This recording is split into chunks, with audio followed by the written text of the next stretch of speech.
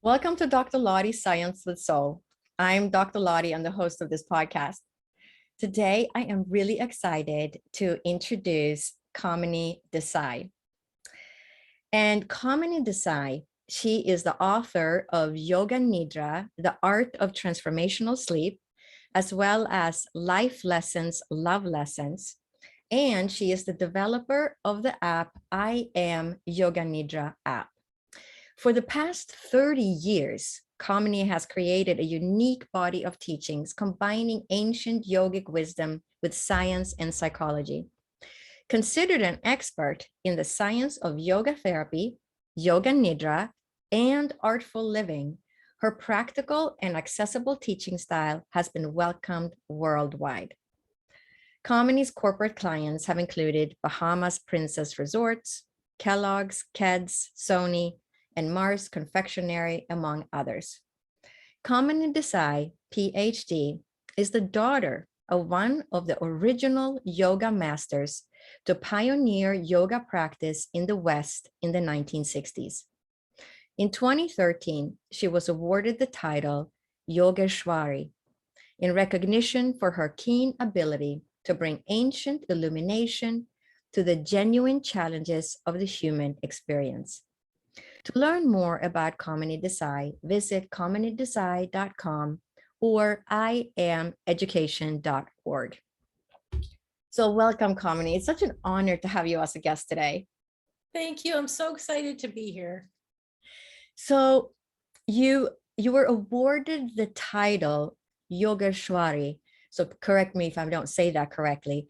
What does that title mean? So Yogeshwari is really about one who is empowered, a female who is empowered to carry the ancient teachings of yoga philosophy. So not just yoga poses, but really the essence and the meaning of yoga. That's quite an honor to be awarded that title. Absolutely. I'm very honored. Yeah. And you, so what is Yoga Nidra? Tell us about that. So yoga means wholeness, returning to a state of wholeness. Nidra means sleep. And so yoga nidra is really a means to return to that place where we feel whole, complete, peaceful, at rest via conscious sleep. And so it consists of actually a series of body, breath, and awareness techniques that we actually use to follow the same brain waves down as if we're going into sleep. And the only thing that we're not doing is falling asleep. We're just kind of hovering in that space between waking and sleeping. And the idea is that we can access shifts and changes. We can make health changes. We can change our way of thinking, or our behavioral patterns in these deep states, where what is dense and difficult to change in the waking state is actually pretty malleable and easy to change in dream and deep sleep states. Wow, that's fascinating. So it's like you're bringing down the awareness or the consciousness to a different level. So what type of things would be beneficial? Like when would it be beneficial to do a yoga nidra? So there are a couple of times that it's really good to practice. The first is in the morning when you wake up. It's a really great way. Yoga Nidra is a kind of meditation. Basically, it's a sleep-based meditation. So if you're wanting to set the foundation for your day, how you want to be, how do you want to approach your life, what attitude do you want to have, it's great to do a Yoga Nidra kind of first thing out of bed, or even when you're lying in bed, just put it on and play it, and it sets the foundation for your day. Another nice time is right before you go to sleep, especially if you're a thinker, you're chewing over what happened during the day or what you have to do the next day. It's a great way to let go of what happened before so that you can fall into a deep and restful sleep. And then the third great time to practice is actually in the afternoon, because Yoga Nidra is actually really great for balancing your blood sugar. And so, when we get that afternoon slump and we tend to go to whatever our habits are, this is a great alternative to just get our energy, our focus back, so that we can continue the rest of our day. Wow, that's just fascinating. Would it also be beneficial for things like past traumatic events, like a form of, release of that, or? Absolutely. So a lot of times, when so first of all, even if we know what the trauma is, it's a very gentle way to process and release what we have picked up through time. And so the theta brainwave state is actually associated with emotional integration. And as we go down into these brainwave states, your own body is trying to clear whatever unresolved emotional events have happened. And so this is a really natural, gentle process of clearing the system from trauma that's gotten lodged in the system. And the beauty is that we don't have to go back to the story of what happened. It's happening at the nonverbal, non-mental level. We're empowering the body and the psyche to heal itself. But what's also great about it is because it's nonverbal, very often we experience trauma before we had language, before we even remembered, and it's vibrational, it's energetic. And this is a way to clear the undischarged energy of the event, even if we don't know what it is that happened. That's really fascinating. So when you think about the different types of therapies that are available, talk therapy and somatic experiencing, this is just a different way, because many times I feel that when people are releasing a trauma and they're doing talk therapy, it's almost like they get stuck in that circle, and the thought pattern just repeats itself. It goes around in a circle, and it's almost like they can't quite jump out of that circle. So would you say that that's correct, or is that how you feel about Yoga Nidra? Because it seems like when you go down to that lower level of consciousness, there is an easier way to release it and get it out of the body and the tissues. Exactly. And, I'm not saying that talking is always not going to be useful, but a lot of times for a lot of people, it's almost like we're thinking, and it keeps us so much up here. We almost use it as a way to get out of feeling and clearing the energy. So this is a way to kind of bypass the mind that's trying to think our way out of the trauma, and actually drop below that to the place where our body already knows how to heal it. We just need to give it to the body, to the nervous system, the intelligence of the body that's always healing us, to clear the event. And this is a really powerful way to do that. So if I was going to do Yoga Nidra, do I have to be physically fit to do it? No, and that's why I love it. This is, because there's so many of us. Everybody needs the benefit of Yoga Nidra. We all need a space where we're clearing, events, little and big, which are, clogging up our system, affecting us throughout our daily lives, and unresolved stuff from the past is just getting re-triggered in our present. And so we need to have a way of clearing the system.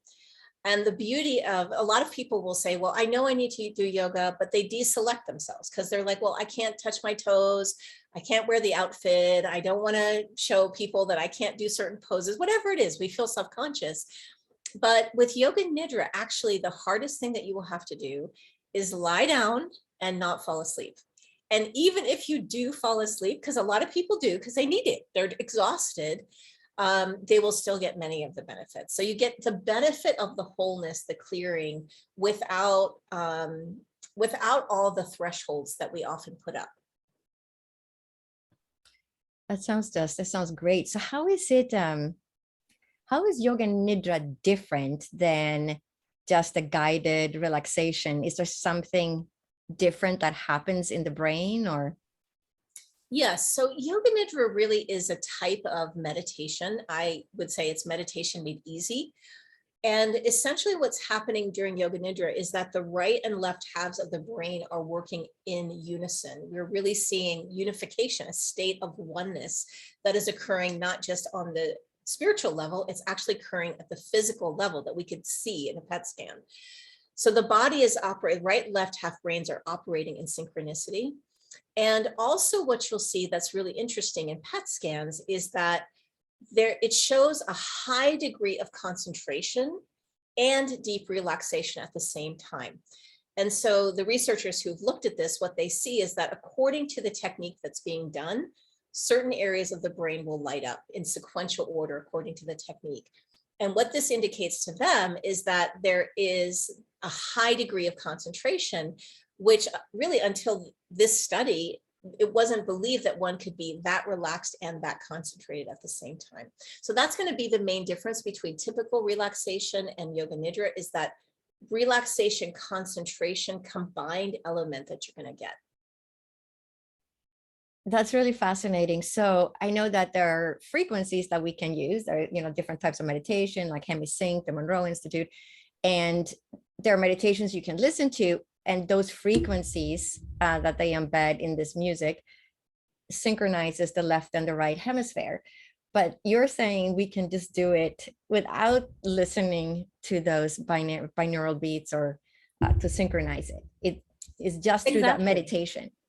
Exactly. I mean, I think it's probably what the yogis from thousands of years ago were tapping into. And we found technology, of course, with the sounds to do this, but maybe I'm just old school, but I like knowing that we can generate it ourselves, that we don't have to be, I'm not saying not use other things as aids, but it's so nice to know that regardless, we can take ourselves to those places and that we can generate that space anytime, anywhere, once we know how to go there. It is fascinating because we are way more capable and intuitive creatures than we think we are. And it's just a matter of learning how to use all of it, the spiritual, emotional, physical, and combine it. And it's just fascinating that we can actually bring that state just by doing these different meditations. So what are some of the physical benefits of Yoga Nidra? Absolutely. Yeah. So I'll get to that. You just said something though I wanted to comment on, if I could.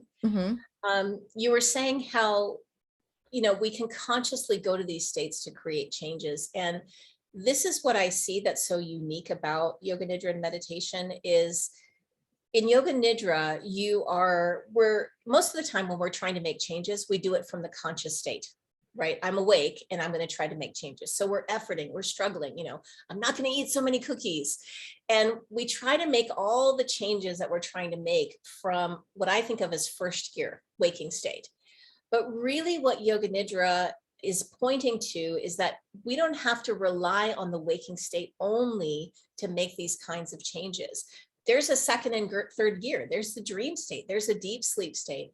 And so why not go into these other states where what seems so hard to change through will in the waking state, we can actually rewrite very easily from the dream and deep sleep states.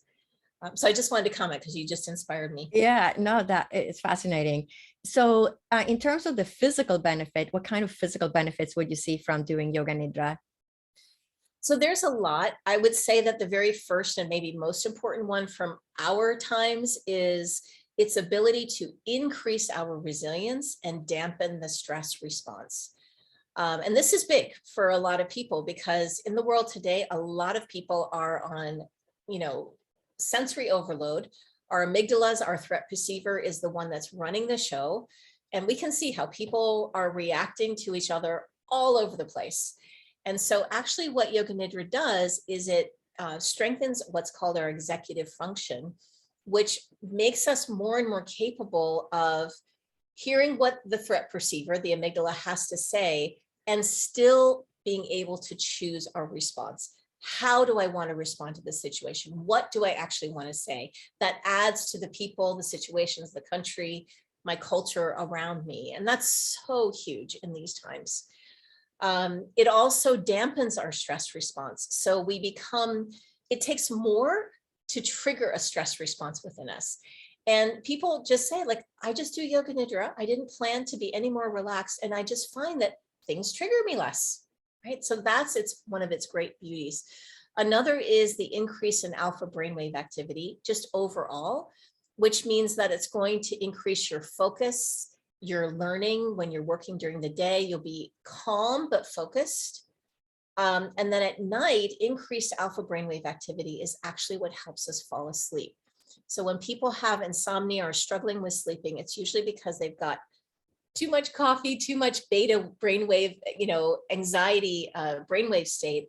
They need more of that alpha to get them into sleep. And if they don't have enough, they won't be able to fall asleep. But Yoga Nidra gives us that. So those are two main ones. Yeah. And is that, I know you have an app and we're going to talk about your app. When people get the app, are those types of meditations on the app? Yes, so I have a number of different ones. I actually have one for falling asleep. So you don't just have to do Yoga Nidra and you can do a new Yoga Nidra to actually help you go down through those brainwaves to fall asleep. A lot of people, that's their favorite. There's also ones on there for creating a healing shift that, when we get down into these states, the mind is no longer using up all our energy and now it's free to heal the body. So instead of just like, I think of, usually when we have very little time and energy in our life, we just like wipe the counters and do a quick clean. But when we got more time and more energy, like when we go down into these deep Yoga Nidra states, your body's like, wow, I'm not using all my energy up in, reactions and fears and all the stuff I have to do. I've got energy to do deep cleaning and deep maintenance and restoration. So I've got a good one on healing for that reason as well. So I think there's about 6 or 7 on the app. Oh, that's great. I need to try that tonight because the full moon keeps me, every time we have full moon, it wakes me up. So I sleep 3 or 4 hours and then I'm awake. And I know because it doesn't happen that often. And then, I'll wake up and I'll say, did we have a full moon last night? Because I did not sleep. And it happens every time, every month. So tonight, if I wake up from this full moon, I'm going to put on your app because they should help, right? Even if I have slept 3 or 4 hours and I do the sleep meditation to bring me back down to a sleep state. Absolutely. It's great for that to help you fall back asleep. And also, it's said that 45 minutes of Yoga Nidra is as rejuvenating as 3 hours of sleep because it gives you so much deep sleep brainwave activity. So even if you don't sleep the rest of the night, at least you'll be making up for some of that with the Yoga Nidra. Right.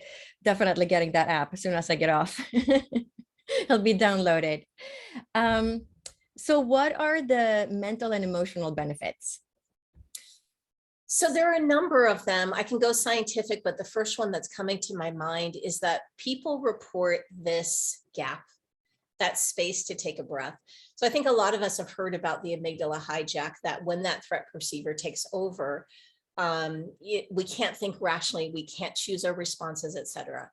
So with the Yoga Nidra, we develop that stronger prefrontal cortex and we have more ability to choose our responses, which has a huge effect on our mental and emotional state. There was something I was going to say about that, but it'll come back. Just this idea of, oh, I know what it was. So when we are having an amygdala hijack, we only have to wait it out for about 15 seconds. So if we can wait for 15 seconds, that's the time a strong prefrontal cortex needs to be able to kick back in. So what the Yoga Nidra does is it gives us that space, that time to take a gap where we can remain calm and then choose our response. A couple of other scientific hard evidence kind of things would be the release of GABA. And GABA is a major player in anti-anxiety. And studies have actually shown that 1 hour of Yoga Nidra or meditation can increase the release of GABA by up to 27%. And a lot of anti-anxiety medications actually work with GABA, but now we're releasing it naturally from the own body, which of course I think is, we want to support the body to do what it can as well. Serotonin, another major player, antidepressants. So these are the big ones, but there's so many. No, that's fascinating. I mean, we see so much anxiety, and especially with a younger age group, I'd say people under 30 or 35. And I don't know if the young people today are just better able to express their anxiety or panic attacks than my generation was, or if we just have more anxiety, especially in that younger population, because of the stressors, that they have so much school and homework. I mean, it's amazing. I think when I went to school, the homework was done in an hour. Now it's hours and hours going, and they have extracurricular activities and they have to do all these different things. And it's so much anxiety. And many of them don't want to be on a medication, and they're looking for supplements, herbal support, homeopathy. but now I have another tool. So I'm going to send them to your app and say, try this app, because it just sounds wonderful. Like if they can just take that time and then they can down regulate that whole nervous system, and a whole day they will be able to cope better.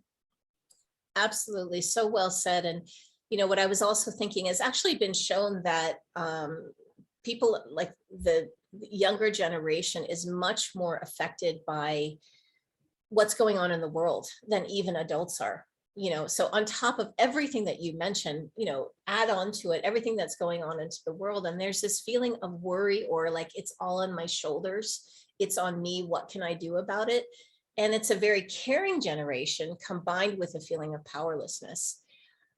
And so being able to come down to a place where we can just find that peace that's underneath it all. And we can come back to that place of, I can do what I can.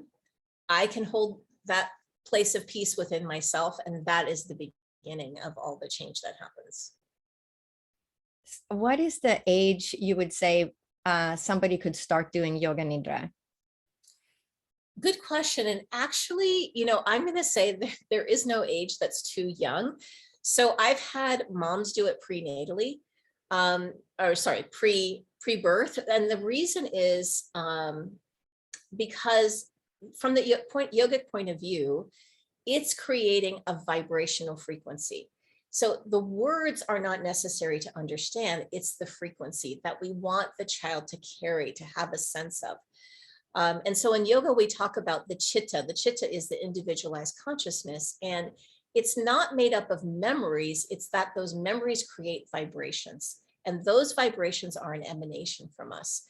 And by creating a soul memory, a vibrational memory of wholeness, peace, calm, even before they're born, playing it, just around the house, as the child is just playing, you'll see it just creates this very calm vibrational frequency. And then in terms of actually doing a technique, I would say, between 2 and 5 years old, it might be just a single breathing technique. And then as they get to under 8, you could do a breath and a body rotation. And then I would say from teenage years onward, then they can start doing adult length yoga nidras. But I know kids who are doing it, adult kid yoga nidras from a very young age. So, yeah, that's wonderful. Do you know if it helps children that have ADD or ADHD? Absolutely. So yoga nidra is fantastic because a couple of the areas that are affected by ADD, ADHD are attention regulation, and impulse control. That's the prefrontal cortex, that same area that is developed in yoga nidra. The parietal lobe, the sense of touch, and the cerebellum has to do with coordination and movement. So if you did, for example, a yoga nidra that included a body scan, which most of them do, it helps maybe even combined with a little bit of movement like a yoga or something that would work with all of them. So it's attention regulation, the parietal lobe, also right and left half of the brain, helping communication between those two. These actually yoga nidra combined with a little bit of yoga can actually address all of the areas. And what's actually been shown is that yoga nidra combined with cognitive therapy is as effective as medication. Wow. It's just amazing that, we have the tools, but our society tends to be ruled by the pharmaceutical industry, and things like this aren't promoted, but they should be. You wish that this is something that could be taught to children when they're 2nd or 3rd grade. Give them the tools early on to cope with all the stresses in school. And today, the kids that go to school today with just the violence, the bullying, the shootings, it's just a tremendous load of stress and anxiety that these children have today. So so is there a one way we could get all your teachings into schools? That would be amazing.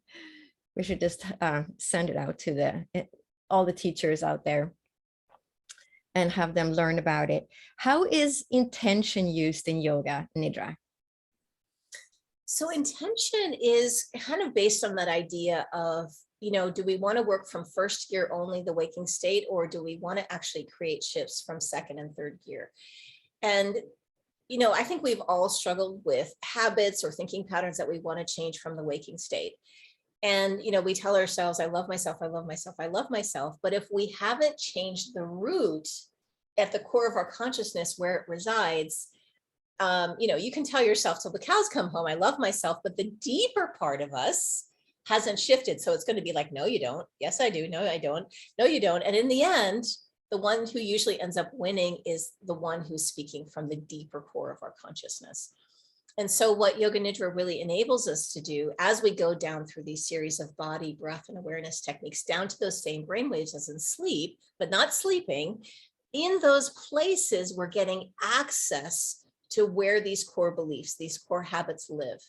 And there we use what we call sankalpa, or intention, to be able to shift things from the very core. And then as we come out of the Nidra, what we start to see is we start to perceive things differently. We start to think differently. We start to act differently because we have planted the seed at the core, and then we support it in everyday life. So in a Yoga Nidra, what you'll do is we plant it like that seed in the core of the consciousness, and then we say, repeat the intention in life, act on it. And so we're actually using both gears to make the shift. And what is one simple thing that we can do to take care of our health? Well, of course, I'm going to say Yoga Nidra, but let's say I'm going to say sleep. And I think most of us know this by now, but I'm just going to underline it because it's so simple. It's not hard. So many of us are like, oh my God, I have one more thing I have to do to take care of my health. But it's so simple to make sure that we're getting a good night of sleep. And if we don't, to make up for it with a Nidra. And here's why. Even just one, so as an adult, we need 7 to 8 hours of sleep, most people, right? Any less than 7 hours of sleep, you're going to see memory decline, problem-solving ability decline.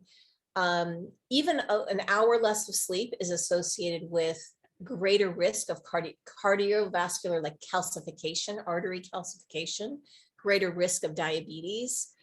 And when we go down into these deep brainwave states, human growth hormone is released. Our bones get calcified. We have the growth and regeneration of all the organs. We look younger. Cortisol, stress hormone, is taken out of the system, and your brain actually gets cleared of a lot of toxins in these deep brainwave states. It's called the glymphatic. It actually, you can see it. It actually washes the brain clean. So when we're not getting enough sleep, we don't get all that stuff. And we wake up, and day after day, when we're not getting it, it's like we've been changing ourselves of good health that we could have gotten with so little effort, just investing in that sleep time. Yeah, sleep is definitely important. And many times working as a physician with people, I find that, in my own age group, people tend to, well, if some people just don't sleep well, and it's night after night after night.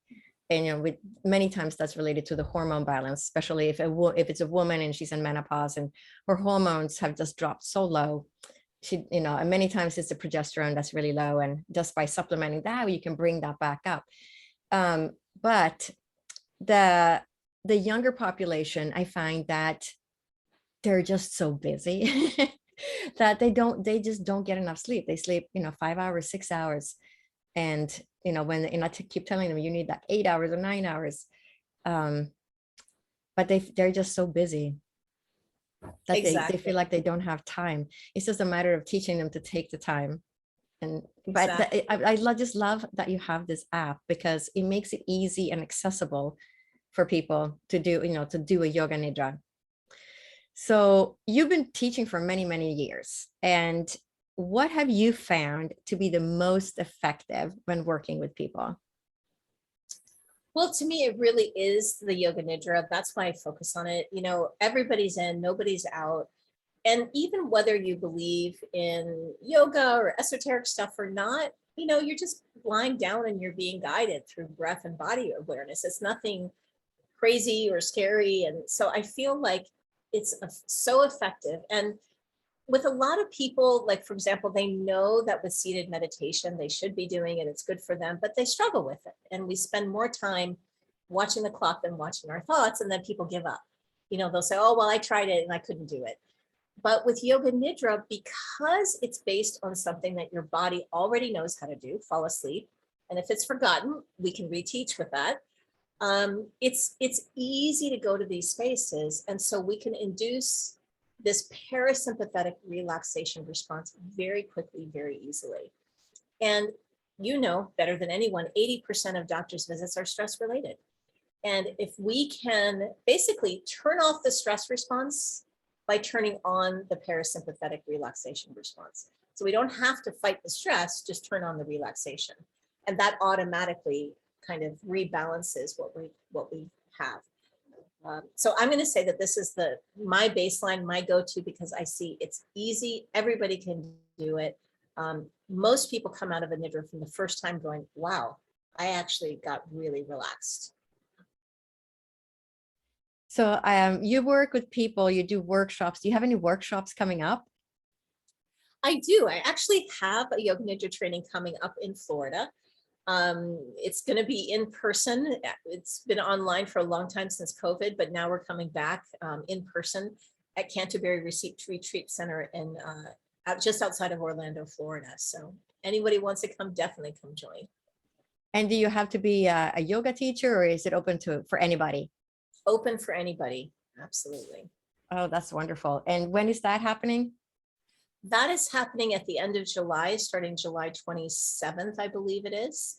And you can do just the first part. It's a Yoga Nidra immersion for yourself. But if you want to go on and be certified, then you can go on for the whole 10 days. Oh, wow, that sounds amazing. And how do people learn about it, or how do they sign up? So you can find me at KaminiDesai.com, just my name, or I am, like I, and then am education.org. So the whole idea is we're educating people to return to the I am that they are, the source that they are. I know that you talk about, I looked on your website, how we create our own unhappiness. Can you just touch on that a little bit? Absolutely. So think of it like this, life is coming to us all the time, but the idea is, what I like to use is this formula that external plus internal equals the outcome. So life is coming to us all the time. And it looks like, well, because I lost my job, I'm unhappy, or I'm stressed out, or because so-and-so acted this way, that's why I'm upset. But what we don't see is that how we are habituated to responding to life is helping to create the outcome. And so the more that I resist the way things are, push against the way things are the way they are. They're already a fact. They're already in play. And our deciding that things should be different isn't changing anything. It's just taking away our peace. Right? So with these kinds of practices, really what we're doing is we're not focusing on changing everyone and everything, because that would take a very long time. But what we can change is how we are with those things to create more peace with what we can change, which is how we are. Right. So what I'll ask myself is, when I'm in those situations, is this worth giving away my peace? Because I'm not changing anything. The plane is still late. The line is still the line. People are the way they are. But now by resisting it, I've not only have that, but I've given away my peace. Right. And so with these practices, more and more, we learn to be peaceful with how things are, rather than peaceful when everything goes the way that I want it to go. I love it, because that's such good advice. But we go through our daily life and we get stressed about something, and then we get stuck in that loop of worrying about something, or I'm not getting these things done. And it's so true. It does take away your peace, because now you're just stuck in that loop of thinking of what you have to do, or what didn't go right, or you're mad at the airplane, or whatever. So that's wonderful advice. So can you tell us about your books, Yoga Nidra, The Art of Transformational Sleep, and Life Lessons, Love Lessons, A Guru's Daughter Discovers Knowledge, is only half the journey. So I'll start with the second one first. This book was it's really about what you were just talking about, which is, how do we in relationship and the way that we relate with others and our close relationships, how can we practice the principles of yoga? How do we work with ourselves in a healthy way in a relationship without giving ourselves away, but also without, completely controlling and dominating the other? What does a spiritual practice in relationship look like? And that's really the first book. And I really tell it via my own story. So you get a lot of dirt on my life. It's a great read. It's just a fun read. And then the second book is really about Yoga Nidra and all the philosophy behind it, the science behind it, because so many people these days are open to more things, but they want to know the science. They want to know that it's proven. There's evidence-based. And so I've really made it almost like a textbook of Yoga Nidra for anyone who wants to delve into it and know about it, either before or with their practice. And where can people find your books? You can find them on Amazon. That's probably the easiest place to go for it.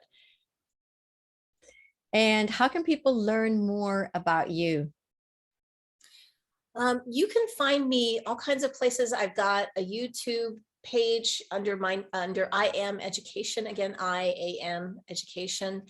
I've also got the app, the book, and just look up my name. You'll find me. I'm out there. And if you could give the listeners advice about anything, what advice would you give to them?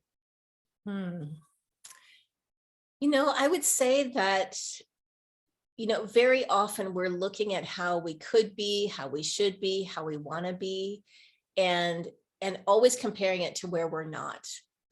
And our journey always has to begin with where we are, not where we think we could or should be, but exactly where we are.